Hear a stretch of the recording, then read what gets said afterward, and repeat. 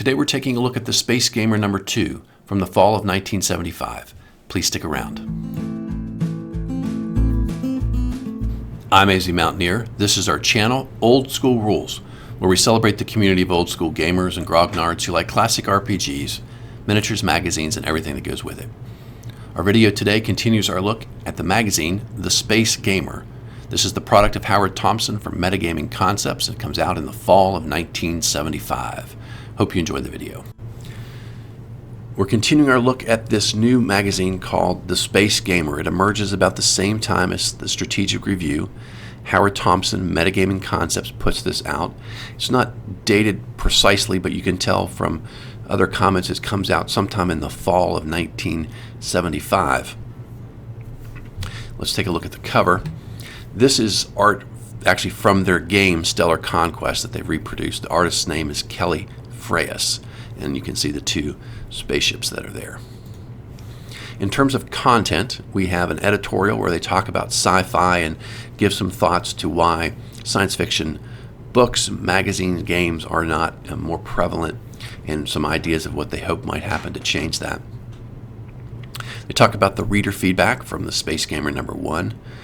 Howard Thompson has his editorial Where We're Going to talk about what sort of their vision for what's coming next.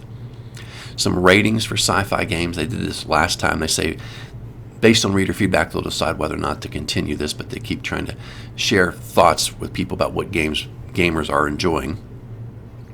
News for science fiction gaming. Reviews, a couple of different reviews of this new game called Dungeons and Dragons. From You, which are letters from the readers, a diversion, which is fiction, and then the intangibles headache, which is some advice for being a referee. In terms of contributors, again, Howard Thompson put this together, and then we have Andy Pudewa, Tim Waddell, and Thomas Drake, who provide some contributions, and then Kelly, I mentioned, is the artist who has art on the cover. The first article here called Why Science Fiction Drifts, an editorial. And basically what he says is, science fiction doesn't seem to get its due in terms of the quantity and the quality of things that get put out, which he basically attributes to both book publication and magazine publication. The science fiction genre, if you will, is part of a number of things that publishing house is putting out. And what he says is none of those publishing houses love science fiction, and relative to some of the other things they produce, even though it's big, it's a relatively small slice of the pie, and so they're going to get logically, they're going to get less resources, less attention, and less energy behind it. And so what he says he hopes is that someone who is a real science fiction person would start their own company, whether it's a publishing house for books or magazines, and that way you'd have a real enthusiast who puts all their energy solely into producing great science fiction products, and maybe that would be a way to end up with better publications and more publications. They have some feedback here based on the first issue, and here's the summary. Basically what he says is they learned something interesting, which is he thought this magazine would be going to people who were new gamers and experienced gamers, and that would be the real dichotomy he saw. He said, but it wasn't. What we saw was that there was a real dichotomy between people who love science fiction and people who like games. And so the people who like games are like, I really don't care about science fiction. This is just one more type of game I want to play. And so I don't really want a bunch of, short stories or actual fiction in here. I just want gaming information. And then there were the sci-fi people who love sci-fi and say, look, that's really what I enjoy. And so I want science fiction, narrative stories in here as well. And it's really science fiction is the thing that unites me, and gaming's just a part of how I enjoy science fiction. He said, so if there's some tension there, everyone's going to get articles maybe that they don't like, as we try to make sure both people stick around, because they need them both, both groups, they think, to have a good subscriber base. And here you can sort of see they've got the ratings, then, because they had, I think, rank 1 to 9 or 0 to 9 or something like that. Maybe it was 1 to 9. So you get how many 1, 2s, and 3s and how many 9s. I found that kind of interesting. The first few didn't have very many. And then you get down to a diversion, which was the actual science fiction story, which I liked. And about half the people, gave it a 1, 2, or 3, which means it didn't like it at all. and 45 people gave it a 9, which means like it was one of their favorite things. And so he's like, wow, there's a real difference of opinion. People really loved it or not hated it, but really didn't think it was worth including in future magazines. And you get a couple of things like that down in here, which is kind of interesting. So next we have where we're going. This is Howard's view of where they want to see the Space Gamer itself go. The first thing is, he said, was great news. He said within 6 weeks of putting out Space Gamer number 1, we had the number of subscribers we thought we would need to survive. So off of their revenue, we can keep this thing going. So he thinks it's going to continue. It's going to let them grow. Now they have the good, challenge of thinking about how do we grow effectively. He does think that a number of people, who like the magazine told other people, and so he thinks that's going to be the best way to grow. And in fact, he said some people asked me if I could send some free magazines to his friends, and we said, which we did, and we sent out 6, and 3 of those people subscribed. He said, so we thought that was a pretty good use of time. He's not satisfied at this point. He said, we're still writing about everything that's in here. He really wants 50 to 70% of the text to be articles that come from readers. So he's encouraging people to send that stuff in. He said he thought people liked the letters. Call him, although one guy wrote in and said that he thought because remember I said it was kind of a love fest about their game. So apparently one guy wrote in and said he thought they made up all the letters just to make people think their game was well loved, which he assures you it is not. Their goal is to get this magazine to go from being quarterly to bi-monthly, but as he says, we want to keep on our schedule, and we have to have enough content flowing that we feel like we're going to be able to have something worth publishing every 2 months. So for now, we're going to stick with quarterly. They want to know about if they have a strict schedule, which he says that we don't really. He said, this particular issue number 2 is a little late because we had to focus on our game, the Y3. But he says number 3 is coming out. He said we really want you to make sure you have that one this year before Christmas, which they will get it out this year. And then he's already looking ahead to February and May of next year being the next 2 quarterly publication dates that they'll have. And he's hoping they'll get to the point to do that. He mentions they've gone from bulk to third class for an extra 3.9 cents, and they put it in an envelope, and it gets there a few days earlier. Lots of ideas for names instead of Hymenoptera. That's their alien-based game that they work on, and as I understand it, I think never publish. And so they're trying to figure out what to call it and continue to work on those rules. They say they hope it'll be out in 76, but again, as I understand it, I don't know that ever happened. They're very excited about their game, the Y3, which is coming out, and there's an advertisement in here, and they're hoping that'll be a big success for them. It's a 2-person sci-fi game, which they say is kind of interesting. Then they talk about future publications. This is kind of good stuff, I think.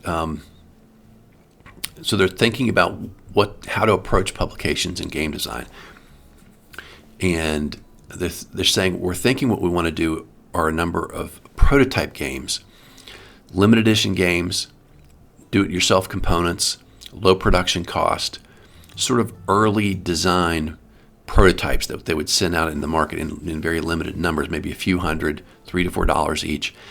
The idea is to get them out there, get them played, get feedback, and figure out, okay, which of these games actually people like when we put it in the market. And then we'll take those games, take the feedback, we'll refine them, and then those will blow out into big full production versions with a lot more money spent on them to make them really good. But that way we can put out a bunch of games, maybe even some of your ideas from contributors, and figure out what might be, what might actually work best in the market.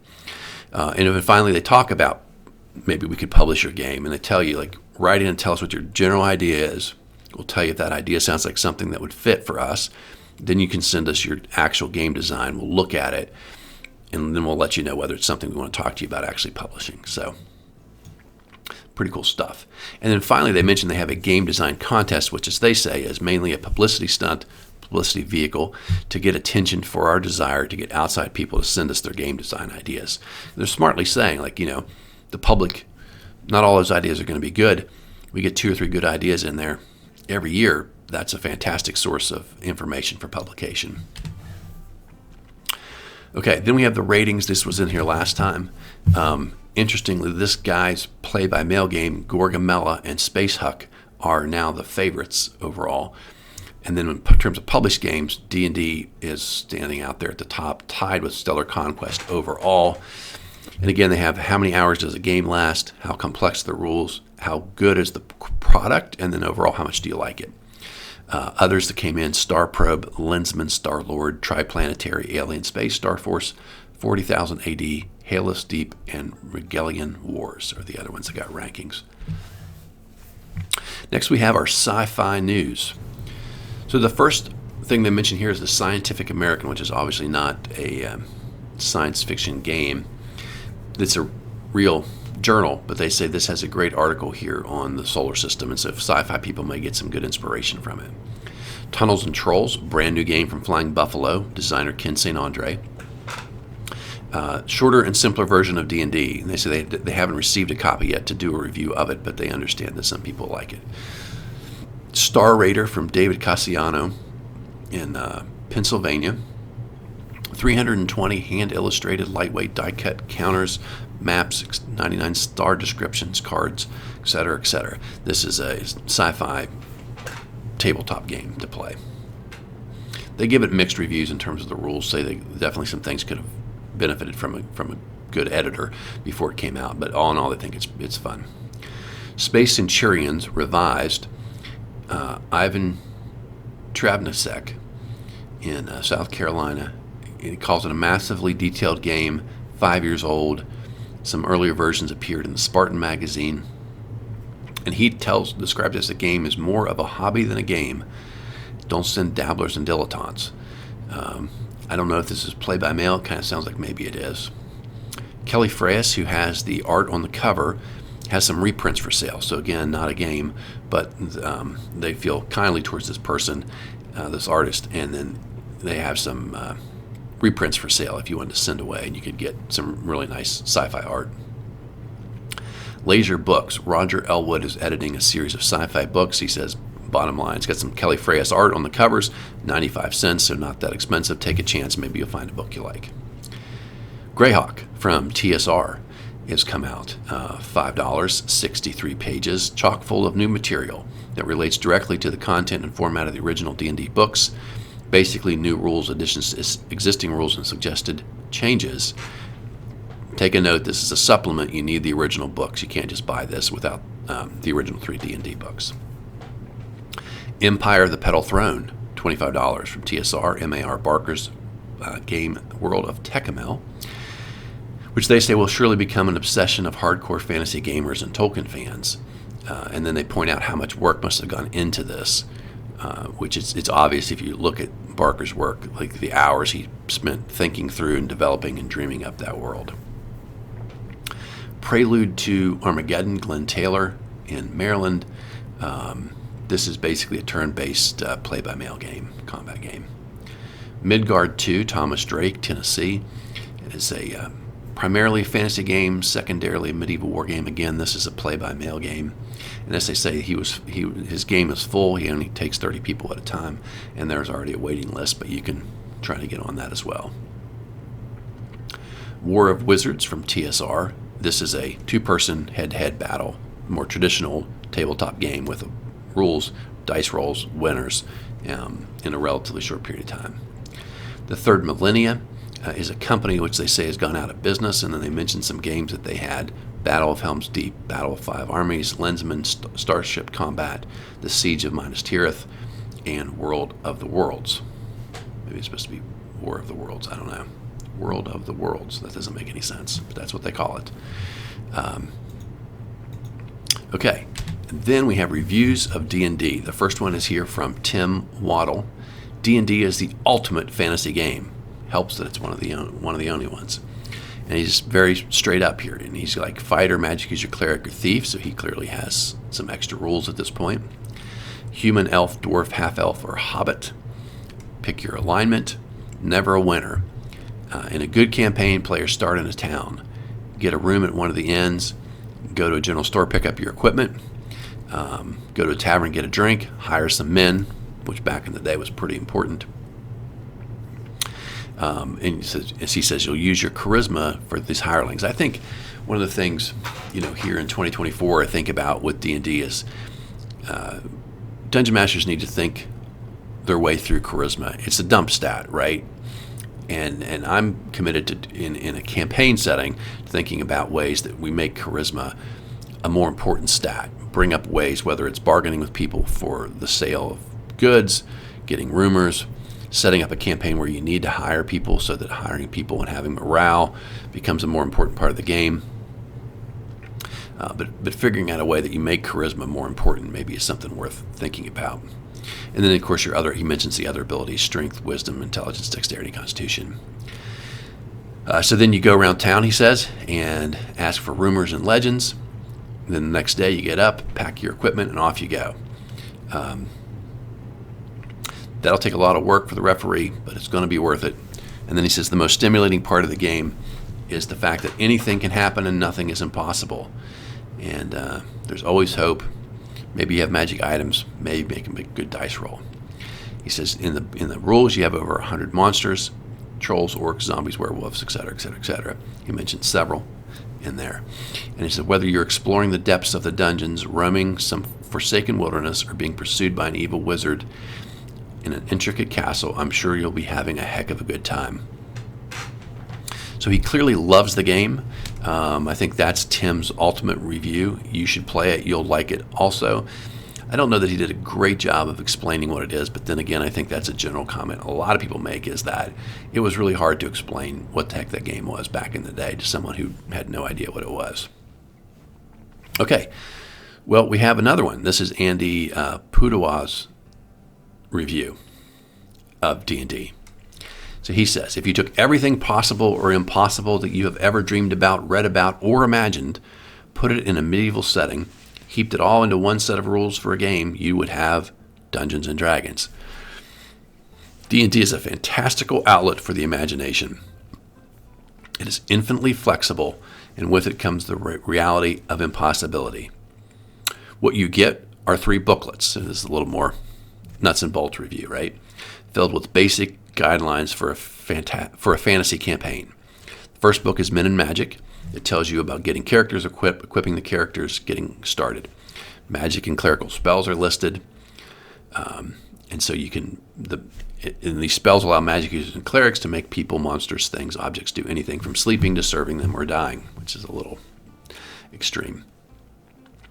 There are also rules for developing your own spells, and so the sky's the limit. Book 2, Monsters and Treasure, is the most interesting book. It describes all the mean, nasty, and horrifying creatures the players get to fight, and when they're finished fighting, the book describes the many rich treasures and countless magical items to aid the players in finding more and better loot. Volume 3 is the Underworld and Wilderness Adventures, and he said this is probably the most important book because it tells how to go about playing the game in either of these 2 settings. Dungeons will be mapped out by your referee in advance with all kinds of detail. Wilderness is rather a do-it-as-you-go type situation. It tells you how to spend your treasure, things you can do such as build castles, naval combat, establish a barony, and much more. There are drawbacks to the game. It cannot even begin to get interesting in less than 20 hours of playtime. Hundreds of hours of work must be done ahead of time by the referee, and it takes a long time to prepare for the players as well, because you create your characters and so forth, right? There's no victor as such. The object is to gain experience and become more powerful, gaining better possessions. Staying alive is being part of the game, of course, because there's always a monster that hates you lurking around in the gloom. But if you die, don't worry. You can always just start again. And if you want some complexity, Greyhawk is out. You're going to want to get that, as well as read copies of the Strategic Review magazine.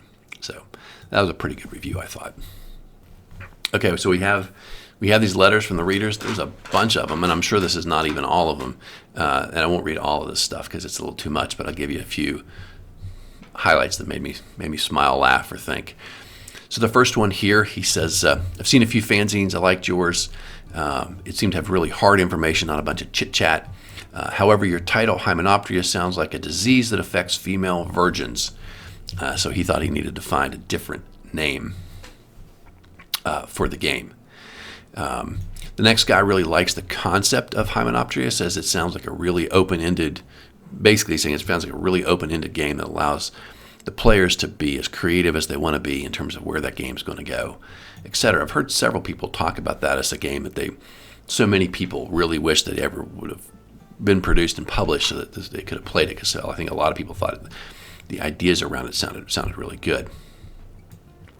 High school guy writes in to say they have a gaming club and their Stellar Conquest is their favorite game, and he's got some suggestions that they've created in their home campaign that maybe these guys would want to use. Then we had some comments on the article about science fiction. The one guy says there's no need to defend us. We're geeks. We're used to not being popular. A guy writes in and says he actually liked it because he feels the same way about how, science fiction sort of seems to be a fringe. And he says in particular when they war game, the hardcore war gamers think the science fiction guys are kind of oddballs. Several comments about the Hugos. A lot of people said it's never going to happen. People said you don't want it to happen because it's too political. You're going to get awards given out by people who don't really know what sci-fi is all about. And then another guy who said he thought it was really unrealistic to think that they would ever become popular enough for the Hugo to be given out for sci-fi gaming. Another guy said that he thought they ought to add price to the rating system so that you could not only see it's a great game, but how expensive is it. Most people that wrote in again really liked the effort that was being put out for the Space Gamer magazine, and generally thought that it was a good magazine. They were hopeful to see more of it. I like this guy's article. At first I was just going to fill out your questionnaire, but then I decided, what the hell, I'll send you a letter too. And he goes in and says, I liked your editorial. I was disappointed to hear that you were going to save money by getting rid of your plastic map sheets, because he thought that was one of the nicest features of their early games. This guy is just an expert. I can't imagine what the whole letter was like. A short critique of Stellar Conquest. I question whether or not a cohesive interstellar governmental system would be possible when messages travel at the speed of light and transport is slower. But as a game, I think it could be great. There should be some optional rules on three-dimensionality, etc., etc. This guy's applying a little too much logic, perhaps, to a science fiction game. But science fiction attracts a lot of really smart people who think really seriously about this kind of stuff, I guess. Okay, and then we also have a few want ads here. People who want to buy and sell different types of games are looking for different things. They're looking for people to play in their local campaign. Next, we have this new edition of fantasy fiction. So this fiction continues this story from last time, which I liked quite a lot. This is a fiction story about a guy who's in a sci-fi world, and he's part of a tournament where you go in and you compete in basically computer simulation, not unlike the game Stellar Conquest or something similar. And if you do well, your ranking improves, and that's apparently an important thing for your status in society. And so this guy is a young up-and-comer. It's a little clunky in parts, but I find the story actually pretty interesting. I'm drawn into it. He probably needs to do a little something, if this was going to be a longer story, to develop the main character and have something going on like outside of just this pure competition, but it makes for a pretty interesting read. I think he's doing a pretty good job. One of the letters that wrote in didn't like it at all, but I guess I just disagree with that.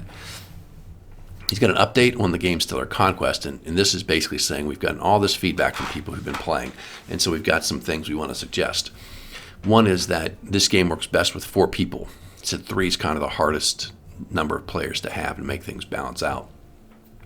And he said balance, is balance and sort of fairness between the players is an important part of the game, because you want everybody to have an equal chance to make good decisions and do well in the game.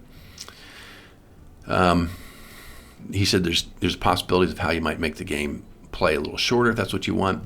And one of the big problems that they've seen come out are these things called robotic industrial units, planetary force screens, and natural metallization planets. And so I guess there are certain planets you can randomly find, and if you find them early on, it gives you a big tactical advantage, because you can develop your your forces and develop your civilization a lot more quickly than everybody else, and so it'll quickly give you a really big advantage if people don't realize. And so some people either don't allow those things in their game, or they don't allow them to be something you can sort of find early in the game, so that everybody has an sort of even chance to get built up before you might find something like that that could tip the balance. And finally, we have this article, The Intangible's Headache. And this intangible is the concept of morale or motivation in a war game type of, or conflict type of game. And he says the issue that he finds, in real life is that you can't actually predict. It's not linear. It's not, well, you take losses, and then what you'll see is people tend to have bad morale. He says sometimes heavy losses actually turn troops into having the strongest resolve and morale, right? It can be something like an inspirational leader. It can be something about the context. It can be something about what's going on that caused you to have that conflict. Maybe you're fighting for your home base, or you really have a dislike about the other side. Or he said, and so these things make it really hard to determine. In a way, you can create a chart or a rule in a game that, okay, well, these are the things that cause morale to break down, or cause troops to fight particularly well. And he doesn't have a solution for it. He just says it's something that game designers need to really think about, and that we need to figure out a way to do better, because in reality, when you're just writing up a game, it's a really hard thing to pull off. Last thing we have here is the reader feedback survey for this issue, as well as some questions about how much you're playing, how much you play certain types of games. Here's a little art from Mark Norton, just a little drawing of a spaceship for the space gamer. And here's your order form on the back if you'd like to order Year 3 Stellar Conquest Space Gamer Magazine. And then they have a couple other things for that. And they also have some TSR games: Star Probe, D&D, Greyhawk, War of Wizards, Dungeon, and Empire of the Petal Throne. Here's their advertisement. This is for Stellar Conquest, just showing you the game and talking about it. Here's the new game called Yithri. And that is it for our look at Space Gamer number 2. Hope you enjoyed today's video. Hope you're enjoying our series, and I hope you're subscribed. If you have some friends who might enjoy our content, please send them our way, and hopefully they'll be subscribers as well. Have a great day. Till next time, my friends, keep rolling 20s.